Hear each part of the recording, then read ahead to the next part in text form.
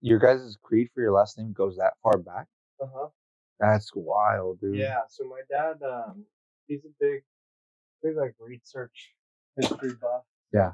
He does a lot of digging. He did a lot of digging. He went to Switzerland and like got to see some of our like original like gravestones and headstones from our family. That's crazy. So yeah, that did a ton. So you can see up here, this is our family tree. So that's my son, my oldest there, and then me, my dad, grandpa, great grandpa, and so on. Wow. So he got to trace us that far back. That's dope, dude. Yeah.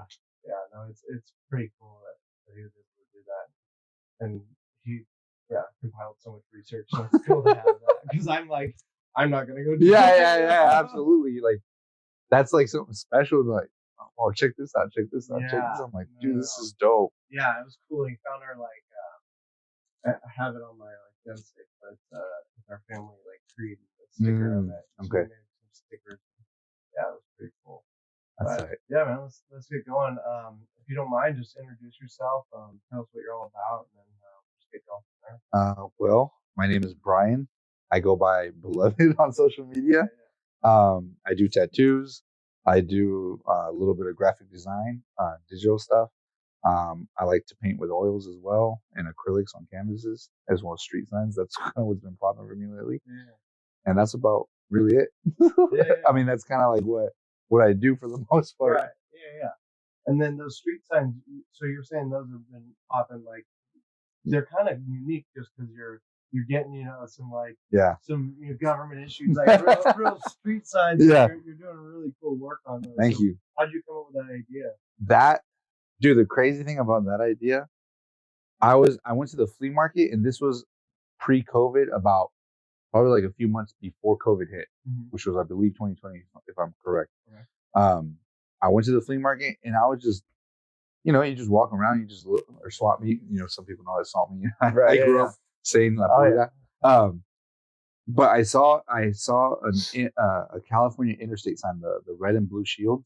I forgot what the number was on it, but I bought it. I was like, oh, this is really cool. And I bought it, and I just had it for a while, just sitting in like kind of like my knickknack or junk area where I'm like just my random stuff. Art collection. Cool. Yeah. This is cool. Oh, I'll get that. But you never use it. You never touch it. I had it for a while. And I remember when COVID hit, obviously everything shut down. Everything got really slow. And I don't know what it was, where I was painting some canvases, I was doing some stuff, and then I get the sign on my, like, the spinoff, California Dreamin'. Yeah. Mamas and Papas, the song. So I was like, oh, that'd be cool if I put Dreamin'. So I just, off a whim, I just painted Dreamin' on it, and I recorded myself doing it. Obviously, social media, trying to promote and whatnot. I recorded it and I uploaded it, and it just did really, really well. It got a lot of good feedback. I sold it really fast, and I'm like, bro, and right there, it's like, ding. Like, oh shoot, like there's something here. And then from there, I just got really into it and started like sign hunting and like going on eBay and going to vintage stores. And I don't know, it kind of gave me that little spark in that this is fun. Like it makes it exciting, kind of what we were talking about earlier, where it's like the history or old like things that with I don't know. There's a little bit of awe and beauty, and just seeing like things that were once old and used, and now they're like things that are things that were once used and now not needed anymore. Yeah. There's like value in it. At least there's value for me now, where I'm like, it's a cool sign, but now I get to paint on it and resurface it and recreate it or alter it, and now it has value once again. Yeah. I don't know. No, that's really cool. And it's like, it's also, a little bit of nostalgia, because it's like some of them are like a little more classic signs. Like you said, the California Dreamin', kind of that popped in your head. So it's really cool, because you're just like, oh, that's, that's home. That's an American sign or a California sign. Like that, I can relate with that. Yeah. So yeah, those have come out really cool. And your process, talk about your process on creating those, because you posted a video, I think, recently on like how you're doing it, and like you said, destroy your pens and stuff. Yeah. So that was pretty cool. But talk about that. Process is pretty straightforward. I do a mixture of spray paint, paint markers. I like using the silver from the the Uni brand, which because it pops and it's amazing. Okay. What I like doing a lot though too is trying to do wordplay with the signs. So for example, all the California signs, I'll try to do like West Coast or California Love or things like in pop culture or whatever that are very synonymous or sayings known with California, whatever it may be. But aside from the California ones, I also like any type of sign from that. Like I said, it opened an avenue to where I'm like, I'm looking at signs in a different way. Yeah. Where I'm like, how could I take this sign or whatever word or whatever phrase is involved, and how can I make a different phrase out of it artistically? Yeah. For example, like the stop signs, I've been doing a lot of stop signs as well too, where I'll do "You can't stop us now," or "You can't never stop hustling," or "Never stop believing," never stop fighting. Like there's so many ways that you could take that sign or just that word out of phrase artistically, and it just opens up like a whole new image. Yeah. I don't know. It's like my mind's just like running now. It's like I don't know. It's dope because I have like this new like I guess inspiration, this new energy, this new kind of like it's fresh, it's new. I'm like, what else can I do aside from just California signs or what else can I come up with or create or whatever it may be? So I'll just brainstorm on sayings that will motivate, help, or whatever it may be, something positive, put a spin on the sign because the sign essentially is exactly what it is. It's meant to indicate and allow you to know where to go or what to do. It's a phrase or something to signal you for something. So I try to put a positive and good spin on them so that it's like something kind of motivating, inspirational, whatever it may be. Yeah. So that's cool that you're able to find a different avenue for your art. And like you said, it's just so motivating. Like when you get to be able to do something a little different like that. Like I did that with when I jumped from wrestling to jujitsu. It was like, oh, it's the same thing, just a little different. And I get to play with this. I get to learn this. And it's like just that extra avenue. You're like mind blown, you're able to just like go through these different these loopholes and these pipes down these different roads. You're like, oh, I can connect this and this and this. And then you're doing it with your art sense where you're like, oh, I can put, this word over here, this saying, this whole song in this sign or whatever it is. But it allows you to really expand on your creativity and allows you to, come up with new things that you would have never thought of before. I think that's what makes it exciting. Like you said, like, especially if you're kind of like even though jiu-jitsu and wrestling are very synonymous in the sense they're similar, but they're completely different worlds. Like I've only trained very, very very light, a couple classes of jiu-jitsu. So I'm not well versed. I don't know anything about wrestling, but like you said, it's like for me working with oil paints is strictly brushes and the canvas. In tattoos, it's a different medium. It's you have your needles, you have the ink, but you have skin as the medium that you're working on. With the street signs, it's a whole nother different medium. I can take a little bit I've learned here, and here, and like you said, you kind of Frankenstein and mix stuff up. And I think that's what makes it even more exciting. Where I'm like, your mind is just stimulated and just trying to come up with new ideas, or like you said, like puzzling. Like, oh, I can take this a little, and boom, what I mean? You got something that'll benefit you or help you, and I think that's what makes it so like and it's unique too. Yes. Yeah, and that's what I always like. My nickname when I was fighting was the original, right? And I took pride in that, where it was like I wanted to create, I wanted to be different, I wanted to do something that hasn't been done, But those, searching those other mediums kind of helps you be that unique artist as well. It's pretty cool, man. So how'd you get into art, like as a whole? Like, was it color crayons? What did the spark for you? I sucked at art, bro. When I was young, I was not like artistic. I think my nephew was a lot better than me when we were growing up. Mind you, my nephew, like we're the same age. Growing up, for anyone that's kind of confused, growing up, I wasn't super artistic, anything like that. But what opened up that avenue to me was my older brother Andy. Shout out to Andy, love you. He did graffiti. Mind you, we're 10 years apart. When I was 10 years old, he was 20 years old, and then I had another brother that was 30 years old. Which is the nephew that I was talking about, his son had me at the same time that my mom had me. So it's kind of weird growing up. Right. Yeah. But that's what I mean. We're 10 years apart. So he had already gone through his teenage years, my middle brother, Andy, and he got into graffiti. Growing up, I remember sneaking into his room and like looking at all his stuff. Wow. Like looking at his black book, going through his sketches and seeing like the writing. I couldn't read it because it was graffiti. It was just, to the untrained eye, it just looks like squiggles, right. if it's not simple. But I remember looking at the colors and what would you do, and I was just in awe, like, oh, this is cool. And then I would sneak out of his room. And at a certain point, I would just watch him. He would come into my room, he would draw, and he would do my name, and he would just come in and just boom, boom, boom, real fast. Do something simple, clean, quick, right in front of me. And I would just be like, or just pop. Yeah. So I would try to like mimic that and do my name like in school on my binder, on my portfolios or whatever it was that I had. And I would try to emulate what he was doing. I'm like, this sucks. But I would try. Yeah. And then from there, slowly, little by little, he started to kick me down more game and teaching me how to read it, how to break it down, letter structure, and everything else that went along with knowing how to do graffiti or what graffiti was in that aspect.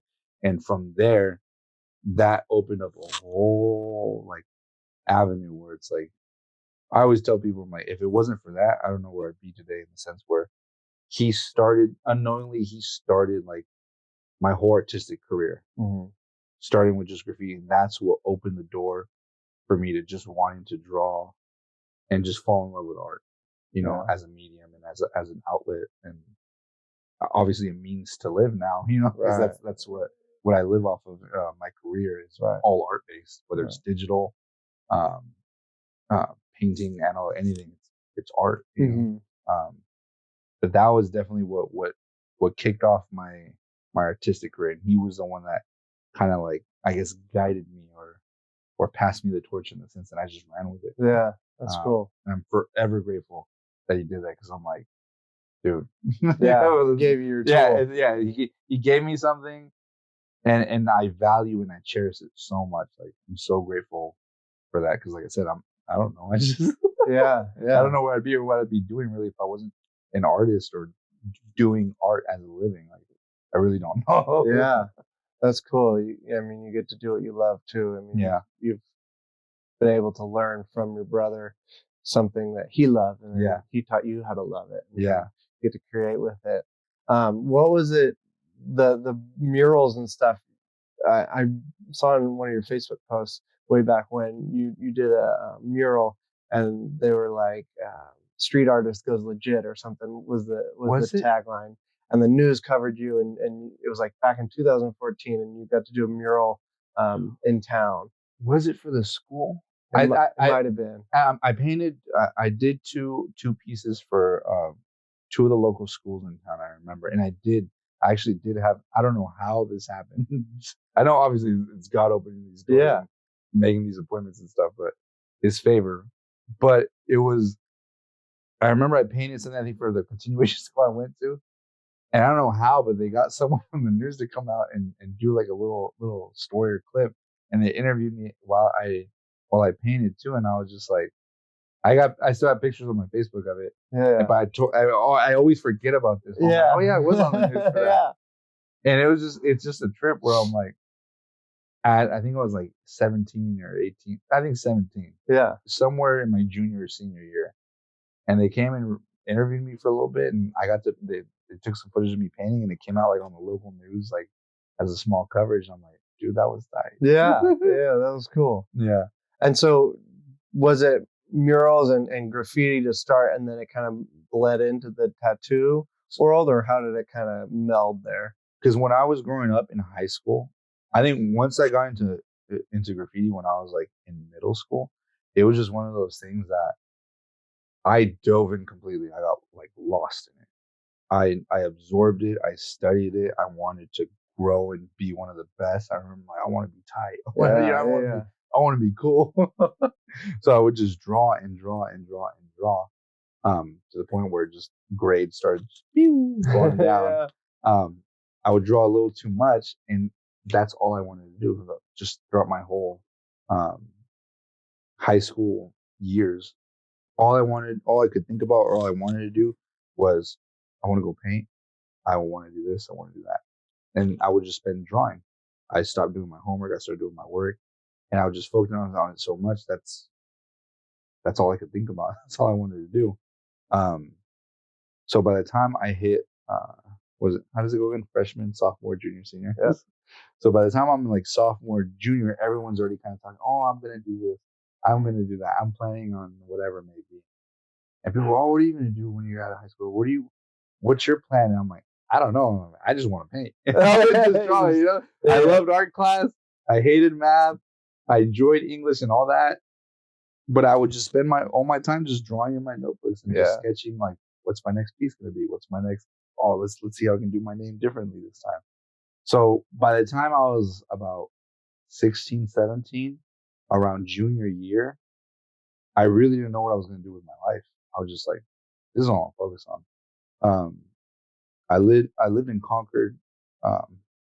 It's a city. Mm-hmm. Right outside of San Francisco, right? Yeah, we're about like an hour, 45 to an hour from San Francisco. We're the suburbs, but it's not too suburban, if that makes sense. It's still like a pretty big city. But graffiti was definitely not something prevalent in the area, in the sense where we didn't have graffiti stores. We didn't have stores selling spray paint for graffiti artists. You go to Berkeley, you go to Oakland, you go to San Francisco, they got all that taken care of. Richmond. But you go to Concord, that doesn't exist. So we would have to commute and go out. Shout out to Spooks. Love you, Pops. Adan. A guy named Spooks ended up moving into town, and he had a clothing retail store. He would sell streetwear as well as graffiti supplies. So he had paint, he had the caps that we would use for it, and everything. So when he came to town and relocated into town, he was there for about a year. But when he was there, dude, it was like the talk of the town for anyone that did graffiti or was in the like graph or whatever it may be. I was like, bro, there's this new store, they sell paint, this and that. So right away we flock. We're like, wow, we're like a kid in a candy store. I got to meet Spooks, got to chop it up with him, talk to him. Like, yeah, we paint this and that. We started talking to him, whatever it may be. I started hanging around the store a lot. I just wanted to be there. I loved it, Yeah. Like there was art, there was t-shirts, there was streetwear. He had the walls painted. They had huge wall just covered with paint. We're just like, I just love it. I love it here. I want to be here all day. Yeah, it's like a kid in a candy store. Yeah. So I'm like, I don't want to leave here. This was like around when I was a junior in high school. He knew how to tattoo, and he would always tell me, because he would see me sketching when I was just hanging around the store. Oh, you know what? He's like, you should learn how to do tattoos, bro. I think you'd be really good at it. You really like it. And I'm like, maybe, whatever. I just want to paint. Same thing. I'm like, yeah, sure, why not? I'm just here for the paint, bro.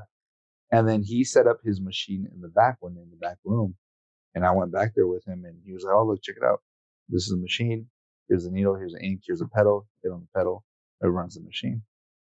Try it out. Play with it. So we had some oranges, and I messed around and tried doing like my name in cursive and like random little things. I'm like, oh, this is kind of cool. I kind of, same thing. Like from there, like it kind of hit me. I'm like, this is like difficult. It was challenging. Yeah. And I think the fact that it was challenging and it was a different medium, so to speak, but it was still artistic, it kind of like caught my interest. So I'm like, I want to try to do this. I'm like, like my hand's shaky, like the machine's heavy. I'm like, I know I can do this cleaner. So I'm like, I'm gonna do that again.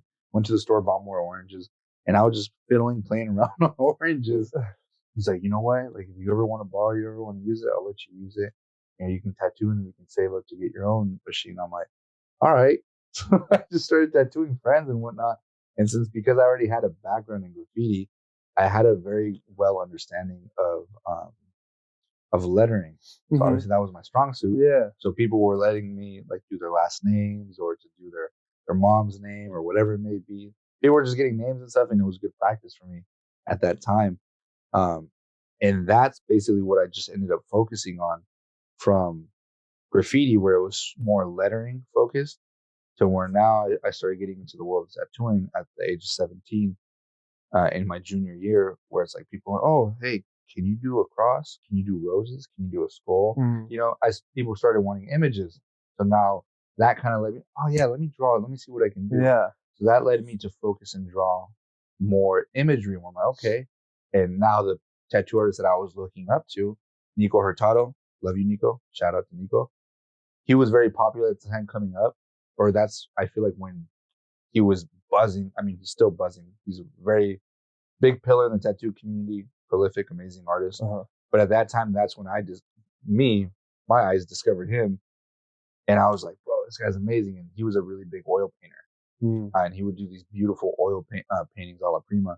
I'm like, oh, I want to oil paint now. Yeah. So like, so from graffiti, I was like, whoop, tattooing. And then tattooing also led to me dabbling and diving into oil painting and painting with a brush when I was so accustomed to only and strictly painting with either a marker or a spray paint can. Okay. And that opened my avenue to like learning how to paint with brushes and oils and mediums on canvases. And it created like a whole new appreciation and a whole new world. Like I said, yeah, there's in every art form, there's certain basic fundamentals.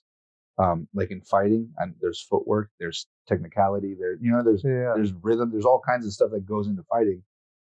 And it's the same with art, where it's like you have lighting, you have color theory, you have all these different aspects, but everything's still different. You can have a really good understanding in this area, but it doesn't necessarily always translate the same way in this area. If that makes sense. Yeah. So what I would learn from graffiti, there was so much information and so much knowledge I had over here that helped me in tattooing, but didn't completely translate, and vice versa with oil painting. Like now I have like all these different pools or I guess bags that I said I could pull inspiration or pull stuff from, and it would help me in this area, but vice versa. It didn't always, work that. So that like opened my whole art career, I guess, in a sense, where now I'm learning how to paint with oils.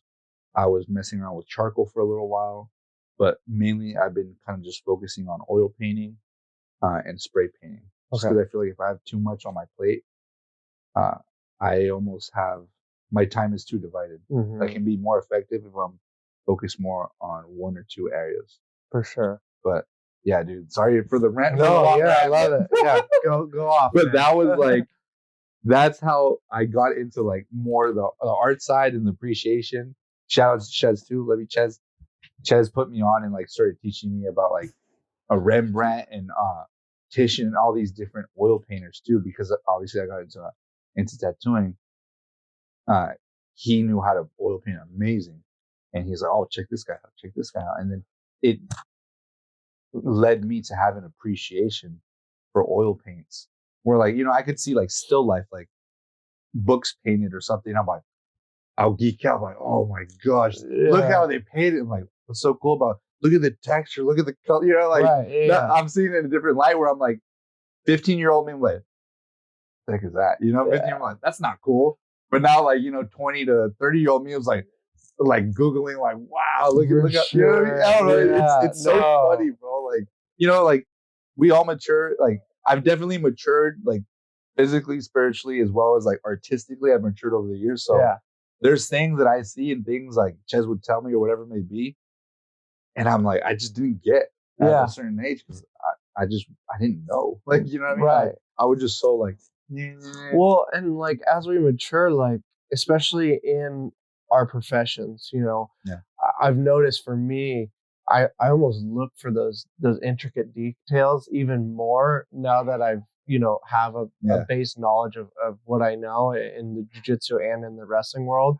Where like I'll look for like little flinches, or in an MMA fight, like a little setup where guys are doing like 2-3 things with a flinch that you don't see, but then they set up that knockout punch or they set up that takedown because they just they touched you 3 times up top and then down and then you were blinking up here and I shot on you. But it's cool, like when we can really dive into those, like you said, those art categories and dive into like the brush strokes and the color, the matching colors and the different tints of colors and all those like little different things. Like you geek out on that stuff because it's like your passion is like, dude, I love that stuff. Where it's just your mind can wander in a certain area of your profession that you never knew before, but you suddenly pick up on those little intricate details. You're like, oh, I can follow that pattern. Like it's pretty cool. But yeah, that was just a rant on No, on that art side, because I do, I feel like MMA and jiu-jitsu wrestling is an art. It's it's a form of an art, and we get to play with our bodies and get to play with our physicality, and it's so fun. But I love drawing too. I'm not the greatest artist. My grandfather was a decent painter. And I love drawing, and I can see where those kind of meld in those worlds where you're able to just branch off in your lanes. Especially because I feel like whenever you're like fully, whether, I mean, for me it's a career, but it's also a passion. It's also a hobby. I think that's the word. Whenever you're passionate about something, whatever it may be, because like I said, I have a brother that's a barber. He owns a barbershop, and now he co-owns a school. Shout out the Parlor Barbershop. Shout out Conbello Academy in Pittsburgh. If you're gonna be a barber or a cosmetologist, go sign up in Pittsburgh.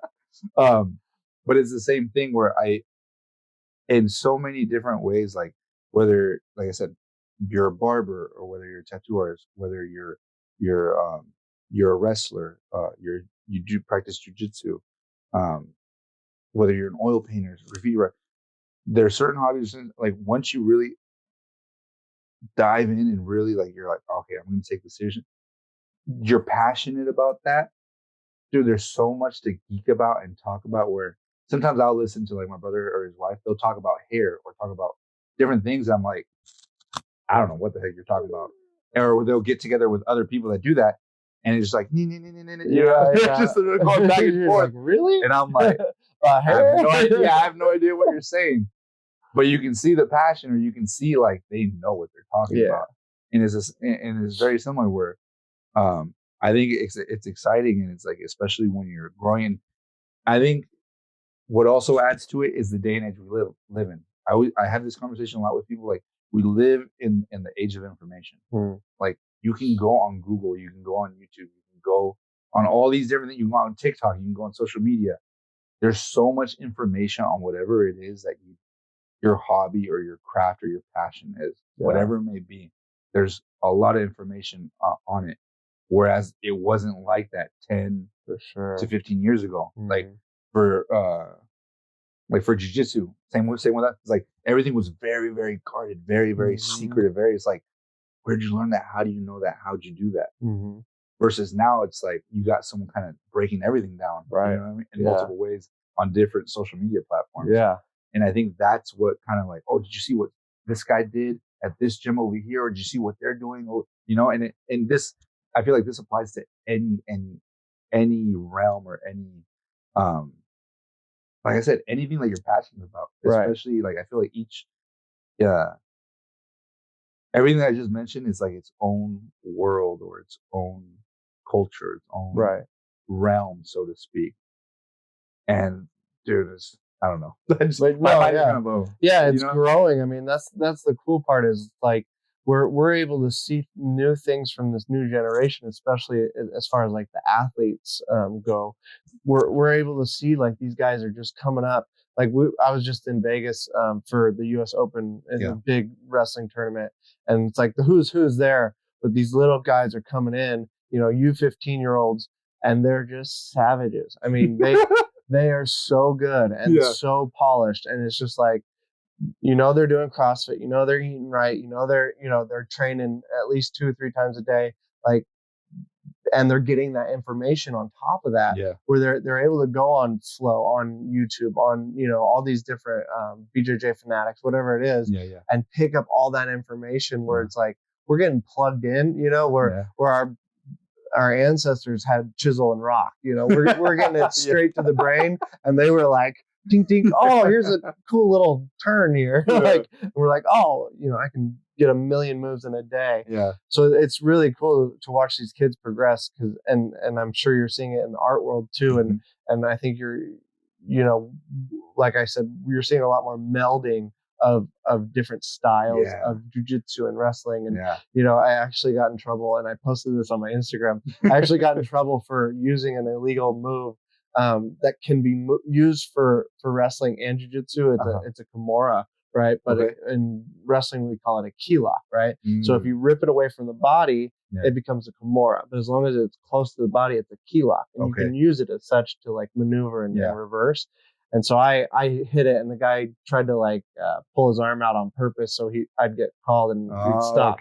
So he pulled it out, and we had to restart, even though I would have got the takedown. I was mad, but I was like, I had it, man. Yeah, that close. Yeah. But yeah, I mean, it's really cool to watch, the development of that day of information, and people begin to progress from it and begin to grow from it and learn new things and meld old things together. I think that's what I geek out on. Is being able to just meld and like just patch things together and throw it together into something cool. It's kind of like one of those, like you said, whether you're seeing a video of someone do like I know what that, oh snap, he twisted or did that differently. Or for me, it's like, what? He grabbed a marker, or he put a highlight here. I'm like, oh, that's clever. And it's like a moment where you're just like, I'm gonna try that. Or I'm like, oh, you know what? I can do that, but maybe try it this way or apply it to this scenario. Right. You can reverse. It's just like,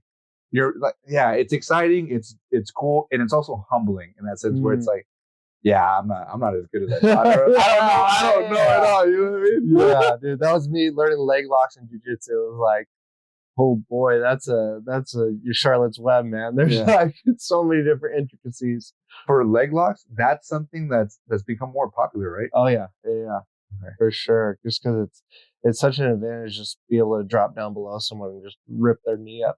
It's like, oh man, I wasn't ready for that. So, guys are getting really good with it. So my game's like trying to stay away from it though. So I'm the anti-leg locker. So you try not to go that route? Yeah, I try.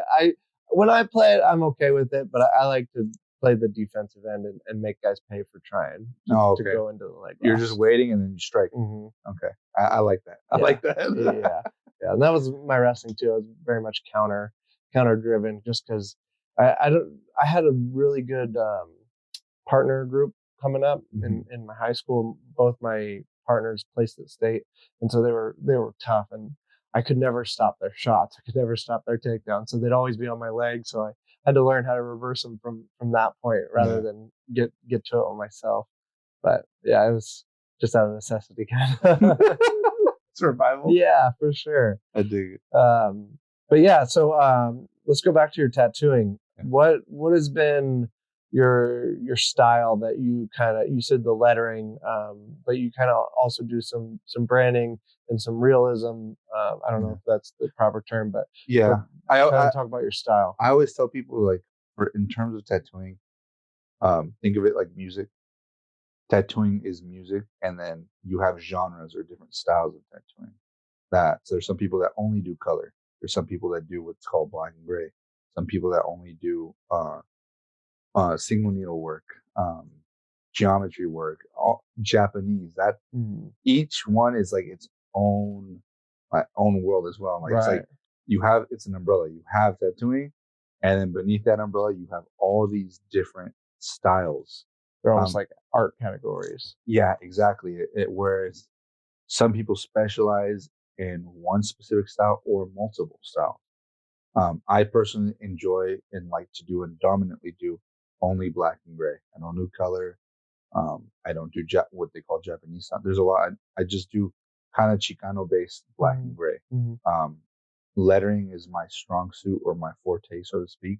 That's like my biggest strength. But I love black and gray. Like I like doing my hand at portraits, roses, skulls, kind of like the more traditional and typical stuff. I love doing all of that because it's very artistically challenging, and it's artistically challenging as well as artistically stimulating and satisfying. Whereas I love lettering, and I've had this conversation with my guys at the studio as well as with a lot of other people. Where for me, like, I know I'm very confident, and I know my quality, the caliber of my quality in regards to lettering. I don't think I am the best lettering person there is out there.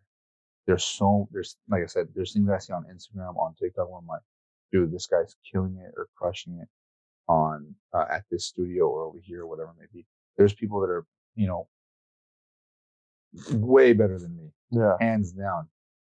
I know my worth and I know the quality and what I bring to the table in regards to lettering. And I have like a very, very good understanding of it in regards to lettering. To the point where it's not as exciting as it once was when I first started 10 years ago. Yeah. Lettering is a lot more stiff. It's a lot more precise because it's more what we call line work. You have line weight versus creating images. Like if we were like, for example, if I were to tattoo, who is this, by the way? I forget. Roberto Duran. So point being, if we were to like tattoo him, for me, this would be so much when I would be finished tattooing this. There's a little bit more wiggle room with tattooing him, in my opinion, than there is with doing a hard line, like say the Everlast logo. Right. That's just straight black, and you just have to pull your lines in solid. Versus here, you have to create and kind of sculpt and mold and form the face, form the cheek, form the lighting for the nose and the eyebrow and the eyes.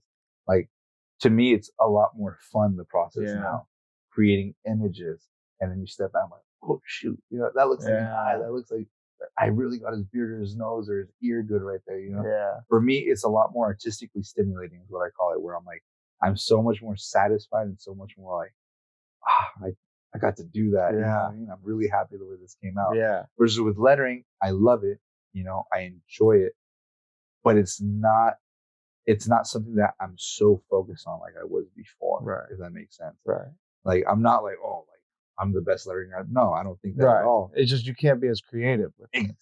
You can. You absolutely can. Just not as creative. But for me, it's like I'm having so much more fun and I'm getting so much more satisfaction doing images versus lettering. And I don't want anyone to take this home and like that's like my foundation. That's my bread and butter. That I love it. But for me, like oil painting and tattooing images, like it's just so like it's a new challenge. I don't consider myself like super high tier. I strive and I do my best to study, to understand. I look at other people's tattoos. I look at references. I look at shading. Like I read books. I watch videos. Like I'm doing my due diligence to do the research and to do the studying that I need behind the scenes so that I can better do an image tattoo people, as well as painting. But like I said, I've spent since I was a freshman in high school. I'm 31 now, so it's been easily 15, 16 years where all I've done was hyper focus on lettering. From graffiti to when I transferred to tattooing, I was still hyper focusing on lettering to where I'm like, okay, like I want to do more images. Yeah. So I don't know if there's anything similar in your realm where you're getting more like, oh, you know what? I like doing this more than I once did. Like this was my main thing. Now I'm switching it up now. Kind of. Yeah. No, I think for me, it's the wrestling jiu-jitsu thing where it's like, I knew wrestling like the back of my hand once I got out of it. Yeah. I felt like, there was not much more I could do. I made it Division I. I placed in national tournaments and state tournaments. I did well. I wasn't the very, very best, but I was knocking on that door and it was like, all right, I keep knocking, but there's not much coming out of that door. So I got to go move on to something else. Yeah. And that was my motivation moving. But once I got there, it was like, oh, this is new. This is it's cool. Like fresh. It's like, it's it's fresh. It's new. It's different. And then once I've done this for a little while, when I come back to what I know, it's like, okay, this feels good now. Again. Yeah. And I think that new knowledge, like trying to get new knowledge is so stimulating. Yes. Like it's so, what's the word? Like achievement based where you're achieving as you're getting that knowledge and then you're able to achieve it on paper or on a move.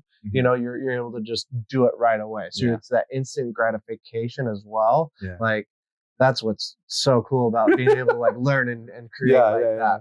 But it's hard, I would say, in the sense of old heads, once we get doing it a while, to go back and read over that same thing or go back and learn that same move again and try to really be, intent on relearning it and almost do it from a blank slate so we can see new things. Yeah. And I feel like that's where like the best are like made the best, because they double check their notes. They're making sure there's no spelling errors, kind of in that sense. They're making sure they're going back and being studious again, and that's one of the hard things for me, because it's like, for wrestling, it's like I feel like, oh yeah, I knew a lot of this, but again, they can always learn more. You can learn those little twitches. You can learn different styles, different things. There's so much that we can learn, and that's so gratifying. Like I was saying, it's just so fun. Yeah. Man, I geek out on that learning part of it, because I think we were just made that way. I think God envisioned us as learners, creators, and that's what we're made to do. We're not made to come in and punch a button and just be, robots. Yeah. Or just, I know exactly what that's. Yeah. I mean, we have so much potential, it's so cool that, to see someone like yourself achieving near that top of your potential. And same thing with, all the guys around me. The two guys I interviewed before you, they were, they're at the top of their games and, doing so much cool things. It's so cool that, that we were designed that way. It's like trying to do everything in excellence. I think that's the biggest thing, where I'm like, okay, like if I'm doing this, I want to grow. I don't want to be just average. I want to be well versed, well skilled, so that I can have something special or something unique to offer. Not to say like, oh, I'm like, not to be boastful or but it's like, I would want someone, whether I'm collecting artwork or I would like someone that's very passionate and very knowledgeable, and that can offer me the best ability, where I study this, whether I'm going to go to a jiu-jitsu class or a wrestling class or whatever. It's like, I don't want to just go or I don't want to go get an average haircut. I don't want to just get something where I'm like, oh, whatever. It's like, I want to go get cut. I want to get the service, whatever service you're providing or whatever it is you're offering. I want to have the best taco, the best ramen. I don't want average. I want something that's at the best of its potential. Right. And I think that's, for me, that's what I'm trying to do, healthy wise, obviously, to an extent, where I'm okay. I want to be the best version of me in this area and as I can be, so it's definitely one of those things where that's why I'm like, okay, like I need to keep learning. But I also want to expand, and not just, I don't want to stop there. I want to keep leveling up, keep growing, keep learning. And definitely that, bro, where I'm a big cheerleader, a big kind of like, don't cheapen it. Yeah, don't cheapen it. Like, why are you only going to do that so far? Why? It's like, you can get better. As I was growing up in graffiti, my brother, he was a hard on me. Yeah. They would go, I would show him his sketches, like, what the heck is this? I'm like, what do you mean? Like, this is whack. I'm like, no, it's not. He's like, yeah, it is. And he just he was very, very like, kind of, not badgering. What would you like? Pestering. Critiqueful, I guess. Okay. He was very, very critiqueful, to the point where it kind of put that in me, like, okay, I'm gonna do better. Watch. Yeah. So it kind of pushed me, like, all right, like, to even I look at myself, I'm like, you know what? I could have executed this better. I know when I did my best, and if I don't do my best, I'm like, I'm not satisfied. It's not. But are you ever? No, no, you never are. I know. But there is times I think. Okay, so it can be healthy or unhealthy. Yeah. But there has been times where I've done, whether it's a painting or a tattoo and artwork, where I'm like, whoa, I'm like, okay. You're impressed by yourself. Yeah, I'm like, I can't believe I just did that. Yeah. Or I'm like, this doesn't even look like my usual work. Right. Where I can tell, like, okay, something happened. I whether it's like by a little bit or a big step, little step, whatever, I saw improvement. Yeah. And just seeing that, and even though I made that improvement, I look at it, I'm like, I still could have done this. But seeing that improvement, I'm like, that feels good. Yeah. I'm happy with that. Like, I'm thankful for that. I'm glad for that. But I still got to keep going, like you said. Right. So definitely, like, it's never satisfied. Yeah, it's never ending, for sure. Never ever ending. But I do stop to recognize and kind of like you know what, like I did a good job on that one. And that's super important. I think you have to celebrate those achievements. Yes. But like you said, I mean, we're perfectionists in our arts, and we want just to be the best all the time. Yeah. Like I'll watch old matches and be like, "What was I doing? What you know, like I'm so sloppy." But you have to celebrate the wins. You have to celebrate the achievements because it's really dull and not fun if you don't. Absolutely. And like I said, I think some people beat. I mean, I think we all do. I can tell like when you're like fully just like in it, you can be very, very critiqueful and kind of like to where you doubt yourself and you're just like, eh. And it's not healthy to be in that area either. Yeah, you can't. Where you you're can't just beating yourself up. Yeah, you can't constantly be beating yourself up. Because like I said, it's yeah, you have to stop. You have to stop. I'm like, okay, you know what? Sometimes look back, look at how far you've come. I'm like, okay, like I've improved. It's not all doom and gloom. It's not terrible. Yeah. All right, but keep growing. Keep going for sure. Yeah, man. Wanted to talk to you about just being a believer in kind of in a darker world. You know, as far as the tattoo game, you know, I felt like when I went from obviously high school to college, I was kind of in that same realm where it was like I was a believer in a dark world, and even in the MMA game, obviously it's a darker world. So how do you navigate that, and how do you keep your spirit and your joy during that? Well, for me, it's been like a roller coaster for me. I am not like I'm a believer. You know, I believe in Jesus. I believe in God. I've met him. I know him. I know he's real. Like there's no shadow of a doubt for me where it's like, okay, no one can take that from me. Am I at where I once was spiritually? To me, no. I know it. My wife knows it. We've had our ups and downs in our marriage as well as myself and my spiritual life. And I know that spills over and reflects and affects everything else, so to speak. I still pray, but I'm not, like I said, I'm not where I once was. I'm not going to church consistently. I'm not praying. I'm not reading consistently. I still have my foundation. I was just literally having this conversation with Daniel in the car on our way over here. Right now where I'm at, I'm just doing my best to live by loving your neighbor as yourself. I think that's one of the biggest verses that always spoke to me. Like when the lawyer, the dude comes to Jesus and they're like, "What's the greatest commandment?" He says, "You know, shall love the Lord your God with all your heart, with all your strength, with all your soul, and all your might." So this is the first and greatest commandment, and the second is like unto it: you shall love your neighbor as thyself. And all this hangs along the prophets. And for me, it was one of those things where I'm like, okay, like I haven't been consistent. I've strayed away, and I've been like backsliding. My wife is holding it down. She's been going to church. She's been praying, fasting. She's been on it. I know she's been praying. I appreciate. I know you're gonna watch this, and I appreciate you, and I thank you for being strong, and being a good wife, and loving me through everything. Like we're 9 years married now in April, and like I said, there was a time. My bad. You're good. There was a time where I was praying, I was fasting for her because she was going through her struggles. She had her fights. And, she was in her dark times. And I remember there was a time where okay, I kind of had to do a bunch of pulling of the boat or rowing of the boat, so to speak. Just believing God, like, no, you know what, God's going to free you from this. God's going to help you. God, you're going to get through this. And now it's kind of like, bloop, flip. Like I when she was in that time, all right, like get to work, do what you need to do. And now, right now, where I'm at, I lost my dad 2 years ago, and I know that affected me a lot. COVID. At the end of the day, you can't make excuses for anything.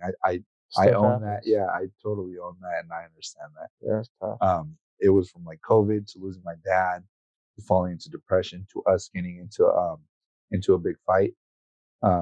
a big fight to work. It was difficult. It was hard, bro. Where like, you know, we were almost on borderline like divorce, dude, for me and her, and that was always a big no. That was like a no word for us. Yeah. Like divorce is not an option. Like no, for sure. And for me, I reached that point, my breaking point. After COVID, like aside from it being physical, I also feel like it was very spiritual that whole time. Whether you're a believer or not, like, dude, like it was like really heavy. Those 2 years, like, Yeah, there's an attack for it sure. was an attack, like mentally, spiritually, like for people, like in every way, shape, and form. Like, I know a lot of people that went through it. For some people, it was cool. They're like, oh, like this is a great time. I'm getting to spend time with my wife, my kids, whatever it may be. But for some people, it was dark. Yeah.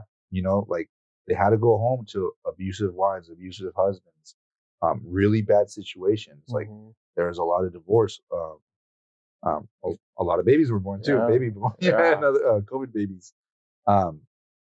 It was on both sides, but like I said, for me, it was hard. It was a dark time for me, for sure.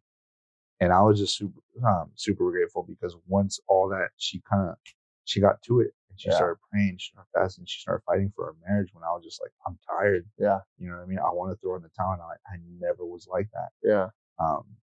So for her, it was kind of like a shock of, oh shoot,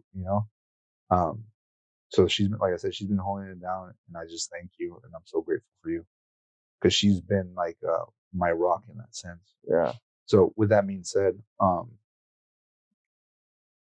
I feel like God's going to open a door for me in the future. I don't know what, but I know it's something bigger than where I'm at right now, and I'm believing Him for it. I don't know what it's going to be, what it may be, but for now, where I'm at, I just do my best to love people. Like I do my best not to speak with my actions. I think that's my biggest thing. Not just, well, personally as well, but there's a lot of people I see preach, but don't live it. It's very easy to speak. It's very easy to say, but it's so much harder to live out what it is you're preaching and what it is you're saying. And right now where I'm at, I'm just like, God, like I always pray, ask God, like, God, I want to be real. I want like at the very least, help me to really love, others the way you want me to love them. Help me to help. It's like I said, I always go back to, it's like, all right, love my neighbor. Like to be merciful, to be loving, to be gentle. If I have a conversation or God allows it, like I'll speak to people, no problem. Like I love talking about that because, like, dude, like where I'm at right now, like mentally, spiritually, financially, marriage wise, like it's like, dude, I know I'm not self-made. Like, like God gave me these opportunities. Like He protected me. He always sent people uh, to kind of like guide me or to shelter me in a way where, whether it was my brother or whether it was Chez or whether it was Spooks or what, I always felt like God's always kind of like had someone to kind of take me under their wing and guide me, because my dad wasn't really there as a dad in the sense he was an alcoholic, was in and out of jail throughout all my life. I didn't have a healthy relationship with him growing up.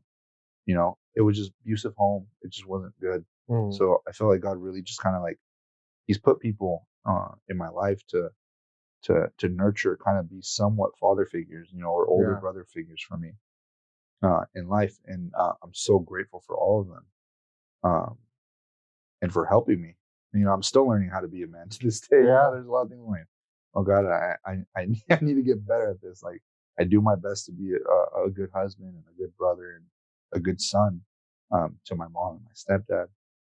And that's kind of like where I'm at, dude. Like I pray at night, when I'm in the car, I have my good cries where I'm just like, man, like, help me, Every night I'm like, God, help me, guide me, protect me, and forgive me. I fail. I'm human, always. Like we, and that's what kind of keeps me in check. I'm like, I want to be able to help other people too, to pass on what I know or what you've done for me. And I've always felt like, since God's always kind of like put people in my path to kind of like hold my hand or to grab me, like, hey, come over here, check this out. Like I want to be that same resource to other people, to younger artists, to whether it's knowledge on social media or knowledge in regards to art or paint, whatever it be. It's like I want to be able to pass on and to help others that admire. Look, you need help, you want to grow as an artist, you want to grow in this, you want to, like, what can I do for you? How can I help you? Like, hey, do this if you want to improve or whatever it may be. And for me, that's where I'm at, dude. And that's just me being completely honest and transparent. Where I'm like, dude, I know I'm not where I should be. Yeah. But I don't think, again, going back to that perfectionist talk, Yeah. I don't think we ever are, you know, I think we always want to be, you know, as, you know, perfectionists and professionals, we want to be the best. We want to be perfect, and we want to have that with our relationships as well. Yeah. And we can sometimes look down on ourselves when we don't, you know, and that can almost hurt us even more than we already are. You know, I think it's really important to be, just, like you said, just be thankful and love, you know, just like we got to be thankful for the women that are in our lives, you know, because without them we'd be dead. We have to be thankful for, you know, they our hold fathers, it down, our parents, our mothers, you know, because whether you had a great relationship with your father or a bad one, you know, they're the reason you're here, and you know, and I think we have to look at those things in that sense of, you know, there's bigger meaning behind all this. Absolutely. And touching on what you're saying, like, be thankful. For a long time, I was like, dude, I hated my dad growing up. Like, I even thought, like, I wish he would just die. Yeah. I hope he would get in the car and just get hit and die. And growing up, I was like, I don't want to feel that for my dad. But as soon as I did, because I saw, it's like, well, he's doing this, but I didn't fully understand. And like I said, once I was able, like, you know, I gave my life to Christ, and I started learning about Jesus and getting to know him and all that. It allowed me, like, you know what, like, as much as I would criticize or was hating on him, or the resentment I had towards him, it's like, dude, like, I'm no different than him. You know, I've done plenty of evil and wicked things, you know, for my selfishness, you know, because of my sin. And that's what allowed me to kind of, like, to forgive him and make amends and make peace and forgive him, as well as be like, hey, I'm sorry. Like, even though I thought I was in right standing, or I was justified in hating him for what he did, it's like, he equally needs this. I equally need the same mercy and the same forgiveness that he's asking, or that he needs. And it was humbling. It was humbling in the sense where I don't know if I would have been able to forgive him or make amends and rekindle a relationship with him if I didn't know Christ. Yeah. I don't know, but that's what helped me put in perspective. Okay, if I want to ask forgiveness, or I want mercy for the things I've done, how can I ask for something I'm not willing to give to him? So it was just one of those things where I'm like, I'm grateful. Like, I'm really grateful, and I'm really thankful for him, my mom, and everyone else around us. Like, I'm a product of my environment, in the sense where I don't claim like, oh, I did. Yes, we all have to put hard work. Like you said, dude, that freaking, what is it? I know you know it by heart, bro. What is it? The horse is prepared for the day of battle, but victory belongs to the Lord. Proverbs 21:31. Yeah, like, literally that one. Like, dude, that's been speaking to me like the last 2 days. Yeah. And I saw it again today. I'm like, bro. And it's that where I'm like, for me, it's like, okay, I'm doing my part in studying and learning and practicing, and trying to hone my skills. But dude, at the end of the day, I know where my blessings, my opportunities, and my connections go from.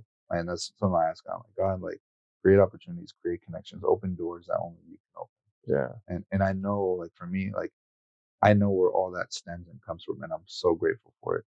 Yes, I'm doing my due diligence, but at the end of the day, um, I know it's His favor, His grace, and His love over my life. You know, that He's doing all these things. At any certain point, I always tell the guys on the story, like, dude, like, at any certain point, my hands can break. You know what I mean? I could be paralyzed, and then what? You know, or I go home, I get in my car, and drunk driver, boom, I'm gone. It's over. Like, I'm aware that my life is a very fragile thing, and I am a human, and I'm not some immortal thing to be worshipped, or immortal, like, man to be boasting about X, Y, Z. It's like, I'm grateful, I'm thankful, but I want to continue to grow and do my best to help others, to love them, and obviously I'll to get back to the place where I once was, my first love, so to speak. Yeah. But yeah, that's cool.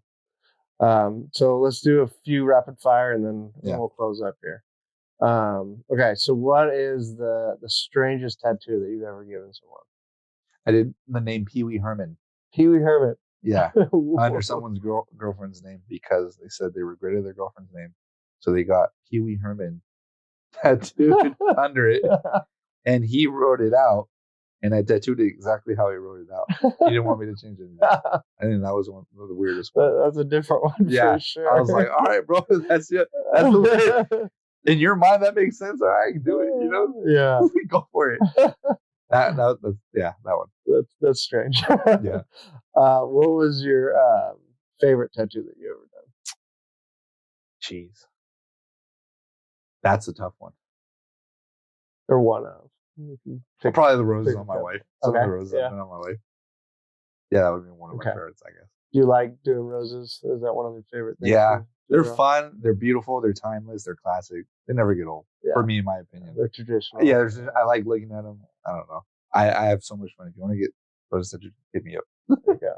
Yeah, nice. What's like a crazy story? A guy came in, or someone famous came in, or something crazy happened? You got any of those? Oh man. Okay. I got a crazy one, but it's not funny. It's crazy. Yeah, let's hear it. Go ahead. So when I first started tattooing, I was tattooing at home. I was scratching at home for 2 years. So mind you, I'm tattooing my friend. We have a roommate. They end up calling my mom that, hey, can you check on so-and-so? He hasn't been to work and he hasn't answered. We go and we look. We didn't open the door. I'm like, oh, he's just sleeping. He's on his bed. He's like, you sure? He's like, yeah, but it's locked. We don't have the key. You know, he has the only key, whatever. Oh, their work just called me and they told me that he hasn't been to work the last 3 days and it's unlike him. He's not answering my calls. I'm like, well, we don't know. And I'm like, oh, I don't know. So I go and my mom has me, hey, go check on the sliding door, see if it open. Like I can open it. I can only peek through and I can see he's like sleeping. The dog's in there with him. He's sleeping. Our roommate. All right. So we go back, me and my client, and I'm just continuing to tattoo him. The mom of the roommate comes over, and then all of a sudden we just hear a high pitched, like a blood curdling scream. And it's like, when you say blood curdling, I never really understood what that word means, a blood curdling scream. Until that day I heard the mom scream. Instantly, like me, like we're right here, like I'm tattooing. We just hear that scream, we stop and we look at each other and we just got goosebumps and we just knew like, yes, it's bad. Yeah. And we go over there and she's just screaming, ay, mi hijo, no, no puede ser, no puede ser. Bro, like the screams of a mother, bro. Oh my God, like he was brutal. Dead. She runs out and she's just crying, screaming, no puede ser, no puede. It can't be, it can't be, it can't be. And I walk up to the door. He's like, no. I'm like, ¿Estás seguro? He's like, yeah. And I walk in, and as soon as I walked in, you smell it. Ooh. I'm like, he's gone. And I walk up to him. And I could see like there was like foam, and I could just tell like he's gone. I put my hand on his arm, dead cold. Ooh. He was dead. He was dead for two days in there. Ambulance came, coroners came, police came. My client was there and he's like, bro, what the heck? And even I was like, no way this just happened. So yeah, talk about heavy. I'm sorry, but it was like, that's honestly the craziest thing. It's like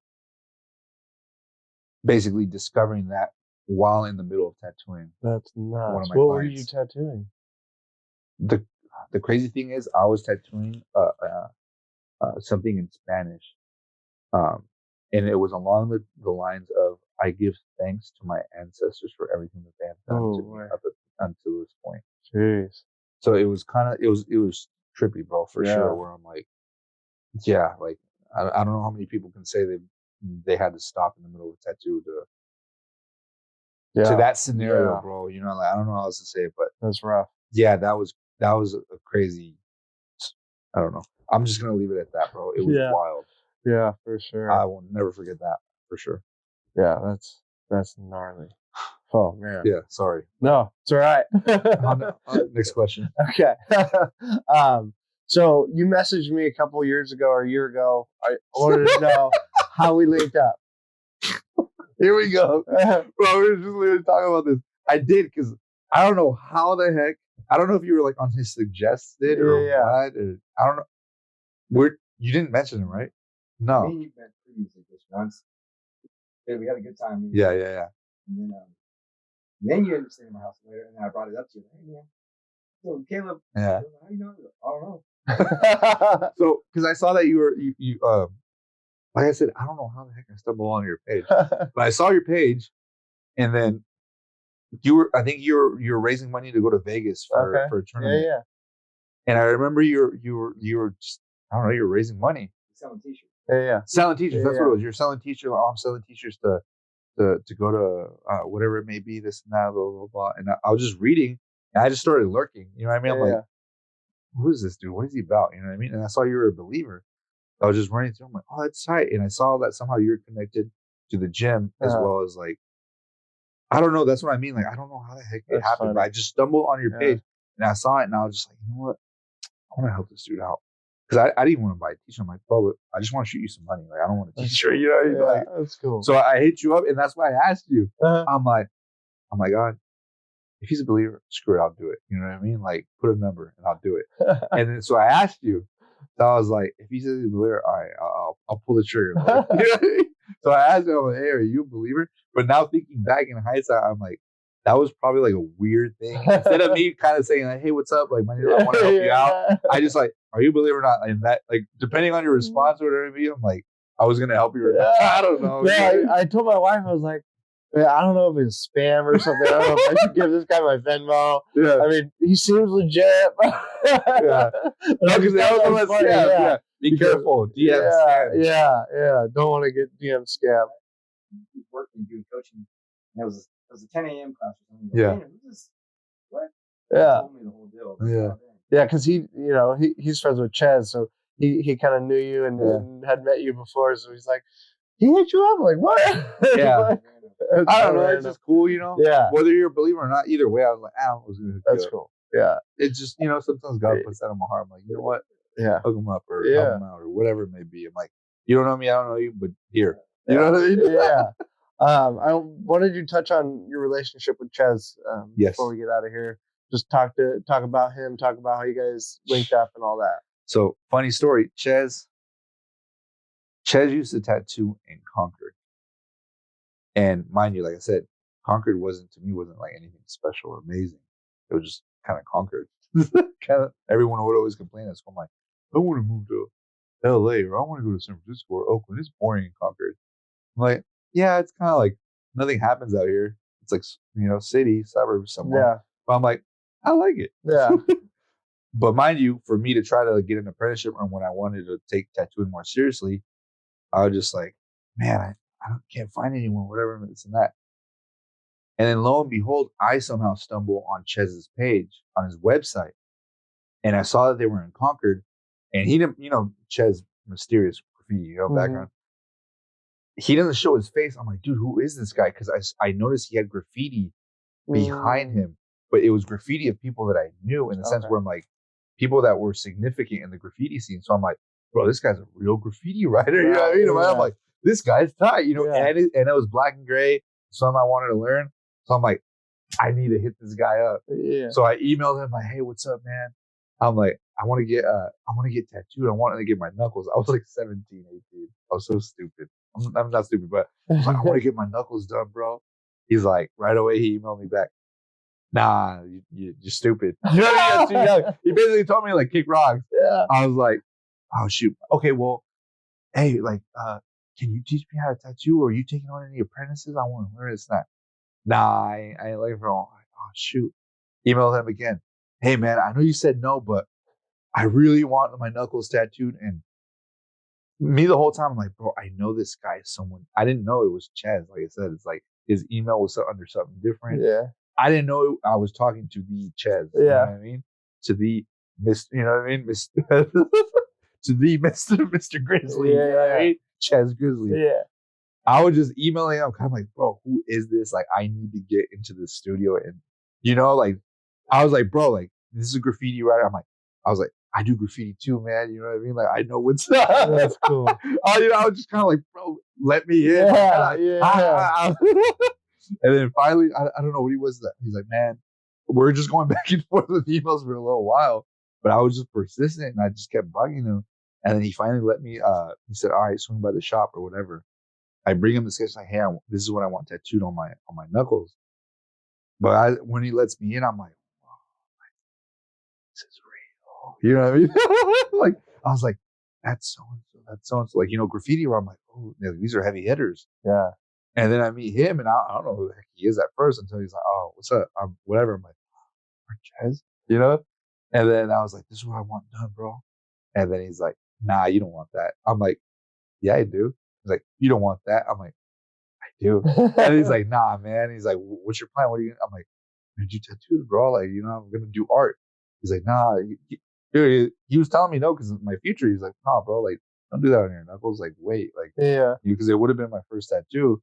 And I'm like, "All right, whatever." I'm like, "Well, can I clean something? Can I hang around?" Like, and he was just kind of like sizing me up or kind of like looking at me, I'll give you a shot. And then from there, that whole took me under his wing and taught me everything. Bro. Like, that's awesome. Yeah, it was dope.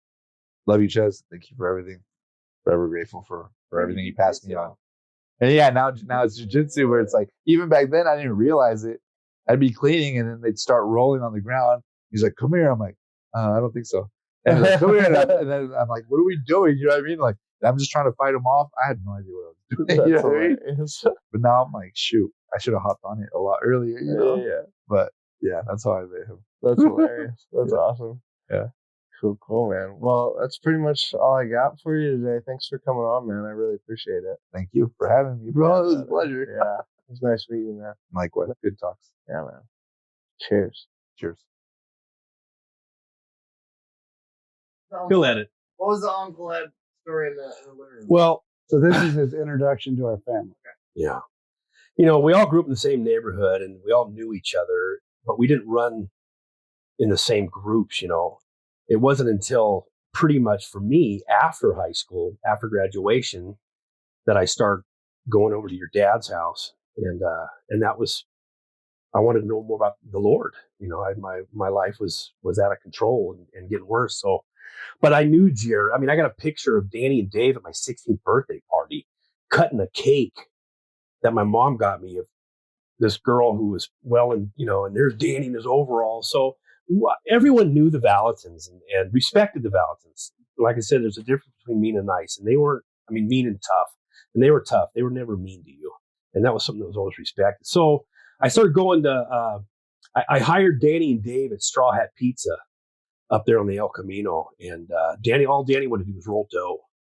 And they started witnessing to me because I would come in hungover and so forth. And Danny and Dave would share the Lord with me. So they convinced me to go to Billy Graham. He was at Spartan Stadium. And San Jose State. Yeah, San Jose State where they played. And I got saved that night and have not looked back ever since. Well, so now I'm going to church with your Uncle Danny and your Uncle Dave. And the first Sunday I go, they say, prepare to spend the whole day with us. I said, well, what type of church you go to? I grew up at St. Lawrence the Martyr. You're in and out of there in 45 minutes, So go to church, Southern Baptist Church, which was new for me. I grew up Catholic and, I go to your grandma's house and she's got lunch waiting for us, the big old pot, I remember. And there's this guy sitting out in the living room watching pro football. And I was a big Raider fan, 1981, 82. So I went out there and was, quiet, shy, polite guy. And there's Eddie Valentin, Eddie Carson, your uncle, sitting there. And he's just watching the game. Well, I was raised that if you go into a room at someone else's house, you don't make the conversation. They do. They invite you into a conversation. So I'm sitting there quiet and I'm watching the game and then I kind of looked over at him and he has no interest in me whatsoever. And this is about 2 minutes. And Dave and Danny are in the kitchen with your mom. You hear them talking and your dad's doing something, so forth. And so it's just me and Eddie. And I'm thinking, I had heard that there was an older brother and that he was in the Vietnam War and that he was a boxer. Like, you heard these things in the neighborhood. So we're sitting there and all of a sudden I'm watching the game and I hear this, hey. So I look at him and I'm all like interested now, you know. He says, "You ever kill anyone?" So I'm like, I didn't know where to take it as a joke because he wasn't joking. He was just dead serious. And he's looking at me with this kind of wide-eyed, "Did you ever kill anyone?" And I said, "No, I haven't." He goes, "I have." And I like, "Really?" He goes, "Yeah, I killed 6 people." He went back to watching the game. And I'm like, "Well, what just happened?" You know? And I'm like, I want to make an impression on this guy because if I'm going to hang out over here, I don't want no one hate me, especially someone who's killed 6 people. You know? So, and then he looked at me and goes, "What's your name?" I said, "My name's Tim. Tim Cliver." He goes, "You passed, brother?" "Yeah." "No." He goes, "You sure you haven't killed nobody?" I said, "No, I haven't." And you can hear Danny in the kitchen go, "Mom, go talk to Eddie. He's doing that thing again." You know, so that was my first impression that it's, you know, you heard all these rumors of the Valthans. And then you're sitting in their living room on a Sunday and this guy's asking if you killed somebody. So you're thinking, shoot, this might be true. You know?